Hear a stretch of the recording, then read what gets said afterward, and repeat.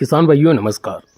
इस वीडियो में हम बात करेंगे कि लहसुन की फसल में 30 दिन से 50 दिन की अवस्था के मध्य हमें कौन कौन सी बातों का ध्यान रखना चाहिए और कौन कौन से खाद हम डाल सकते हैं, कौन कौन से स्प्रे कर सकते हैं।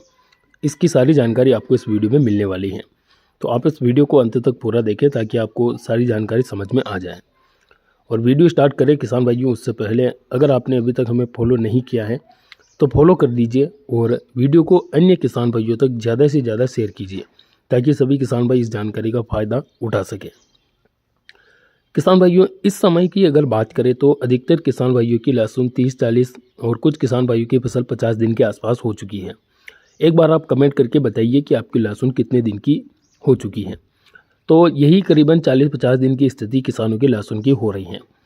अब जब यह स्थिति हमारी लहसुन की होती है, यानी कि 30 से 50 दिन के बीच में जब हमारी लहसुन होती है, तो उस समय पर सबसे मुख्य बात तो हमें खरपतवार नियंत्रण करना चाहिए। किसान भाइयों, खरपतवार जो आवारा घास होती है वो हमारी फसल में अगर ज़्यादा उग जाती है तो उससे क्या होता है कि हमारे पौधे की चाल कमज़ोर पड़ जाती है और पौधा अच्छी ग्रोथ नहीं कर पाता है। तो सबसे मुख्य चीज़ तो आपको खरपतवार नियंत्रण करना है। आप निदाई गुड़ाई से खरपतवार को कंट्रोल कर लीजिए।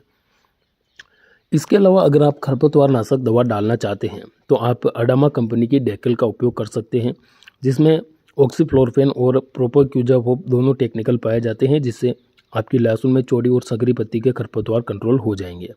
तो आप इस दवा का उपयोग कर सकते हैं। इसके अलावा बात करें खाद की, तो अगर आपने 20-25 दिन की अवस्था पर 30 दिन की अवस्था पर खाद डाल दिया है तो आप 45 दिन की अवस्था पर एक बार और यूरिया खाद का उपयोग अपने लहसुन में कर दीजिए, साथ में 10 किलोग्राम सागरिका मिलाकर। और अगर आपने उटी फर्स्ट लहसुन लगा रखा है तो आप एक बार लहसुन में खाद डाल दीजिए, यानी कि 30-35 दिन की अवस्था पर एक बार आप खाद डाल दीजिए, फिर बाद में ज़्यादा मात्रा में आप यूरिया उस लहसुन में ना दें।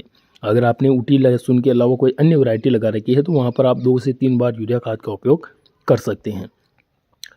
रही बात पिलापन की, स्प्रे की, तो देखिए किसान भाइयों, पिलासपन के लिए स्प्रे की बात करें तो यहाँ पर आप कार्बेंडाजिम मैनकोजेब फंगिसाइड और प्रोपेनोफॉस साइपरमेथ्रिन कीटनाशक, इन दोनों के साथ में NPK 19-19-19 का आप ऊपर से स्प्रे कर दीजिए।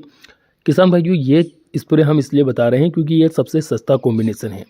इसके अलावा अगर आप चाहते हैं कि हम अच्छी दवा का स्प्रे करें तो इसमें आप जो है लेमड़ा साइलोथ्रिन और थाइमेथाक्सम जो टेक्निकल वाली दवा आती है, जैसे कि सिजेंटा की अली का, तो उसका उपयोग कर सकते हैं। उसके साथ में आप धानुका कंपनी की कोनिका फंगिसाइड ले सकते हैं और NPK 19-19-19 उनके साथ में मिलाकर स्प्रे कर सकते हैं। अब दोनों विकल्प आपके सामने हैं। सस्ता भी हमने आपको बता दिया है, महंगा विकल्प भी हमने आपको बताया है। लेकिन आप जब कार्बेंडाजिम मैनकोजेब का घोल बनाएंगे तो उसको एक अलग बाल्टी में घोल बनाना है। NPK 19-19-19 का आपको अलग बाल्टी में घोल बनाना है और दवा को आप डायरेक्ट ऊपर से ml से नाप कर डाल सकते हैं। तो ये चीज़ें आप ध्यान में रखें। और सिंचाई की बात करें तो सिंचाई का आप मुख्य रूप से ध्यान रखें। शुरुआती स्टेज में जो है सिंचाई आप 10, 12 या 15 दिन की अवस्था के मध्य करते रहें, वो आपकी ज़मीन के आधार पर करते रहें। तो यही चीज़ें होती है 30 से 40-50 दिन के बीच में, तो इन बातों का आप मुख्य रूप से ध्यान रखें। इसके अलावा तो आपको कुछ ज़्यादा खर्चा करने की आवश्यकता नहीं है। तो वीडियो में बस इतनी ही जानकारी थी। वीडियो अच्छा लगा तो वीडियो को लाइक करें और हमें फॉलो ज़रूर करें। धन्यवाद।